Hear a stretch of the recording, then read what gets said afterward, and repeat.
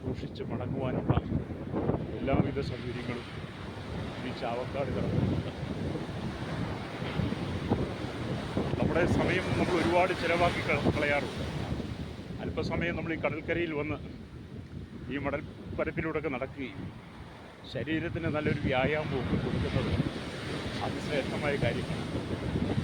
മനുഷ്യൻ ഇന്നത്തെ കാലത്ത് പ്രഷറും കൊളസ്ട്രോളും ഒക്കെ ആയിട്ട് വളരെ ഭാരപ്പെട്ട് രാവിലെ പ്രഭാതത്തിൽ എഴുന്നേറ്റ് വളരെ നടക്കുകയും ഓടുകയൊക്കെ ചെയ്യുന്ന കാലഘട്ടമാണ്.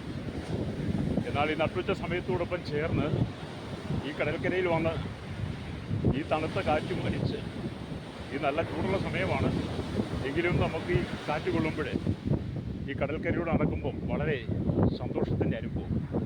അതുകൊണ്ട് നിങ്ങൾ ഓരോരുത്തരും കടൽക്കരയിൽ വന്ന് കടലിൻ്റെ വിശേഷങ്ങളൊക്കെ അനുഭവിക്കുവാൻ ദൈവം നിങ്ങളെ സഹായിക്കട്ടെ എന്നാണ് ഞാൻ നിങ്ങളോട് പറയുന്നത്.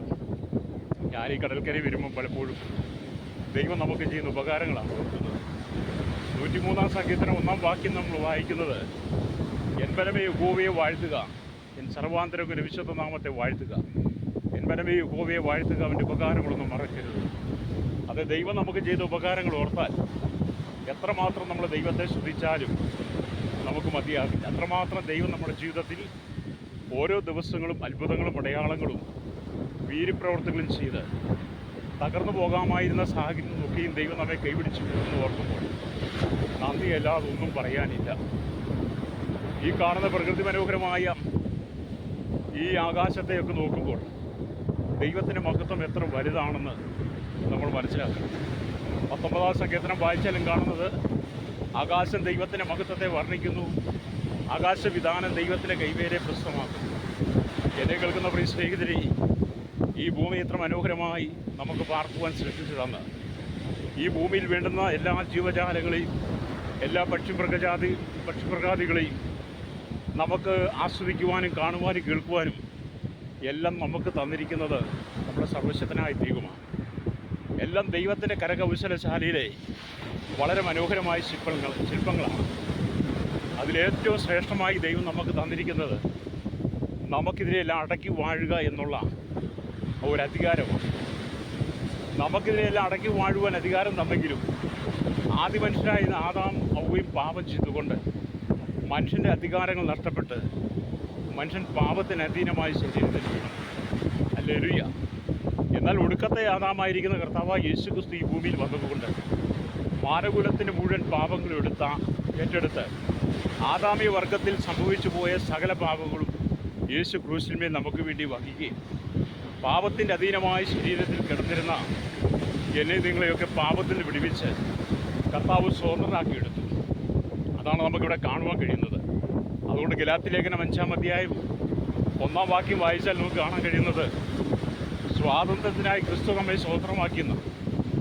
ഒരിക്കൽ നമുക്ക് ദൈവ സ്വാതന്ത്ര്യം തന്നാൽ പിന്നെ നാം ഒരിക്കലും പാപത്തിലേക്ക് വീഴാതെ, പാപത്തിൻ്റെ അടിമത്തത്തിൽ വീണുപോകാതെ ക്രിസ്തു നമുക്ക് നൽകിയ ആ സന്തോഷത്തിൽ ജീവിക്കണമെന്നാണ് പരിശുദ്ധാത്മാവ് നമ്മെ ഓർപ്പിക്കുന്നത്. ഈ കടൽക്കരയിലേക്ക് നിങ്ങൾ നോക്കിയാട്ട് അനന്തവിശാലമായി കിടക്കുന്ന ഈ മണൽപ്പരപ്പുകൾ പക്ഷികളും ഇഴജാതികളും നായ്ക്കളുമൊക്കെ ഇഷ്ടംപോലെ ഇവിടെ കാണാൻ കഴിയും. അങ്ങ് ദൂരേറ്റൊക്കെ നോക്കിയാൽ അനവധി ചെറുവള്ളങ്ങൾ മത്സ്യബന്ധനത്തിനായി കടന്നുപോയിരിക്കുന്നത് കാണാൻ കഴിയും. അവിടെ ഇവിടെയായി പല സ്ഥലങ്ങളിലും ചെറിയ ചെറിയ കൂട്ടങ്ങളും വലിയ വലിയ കൂട്ടങ്ങളുമായി കടലിൻ്റെ വിശേഷങ്ങൾ കാണുവാനും കടൽ കാണുവാനും വന്നിട്ടുള്ളവരെയും കാണാം. അങ്ങനെയൊക്കെ മനോഹരമായൊരു സാഹചര്യത്തിലാണ് നമ്മളിവിടെ നിൽക്കുന്നത്.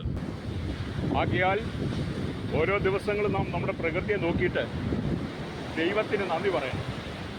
ഈ പ്രകൃതിയുടെ സൃഷ്ടിപ്പിനെ നോക്കുമ്പോൾ മനുഷ്യൻ നമുക്ക് ചെയ്തു തരാൻ കഴിയാത്ത, മനുഷ്യനാൽ ചെയ്യുവാൻ കഴിയാത്ത, ഈ ലോകത്തിന് ചെയ്യുവാൻ കഴിയാത്ത, ഈ മനുഷ്യൻ്റെ കണ്ടുപിടുത്തങ്ങൾക്കോ മനുഷ്യൻ ചിന്തകൾക്കോ ബുദ്ധികൾക്കോ ഒന്നും ചെയ്യുവാൻ കഴിയാത്ത അതിശ്രേഷ്ഠമായ രീതിയിലാണ് ദൈവം ഈ പ്രകൃതിയെ നമുക്ക് സൃഷ്ടിച്ചു തന്നിരിക്കുന്നത്.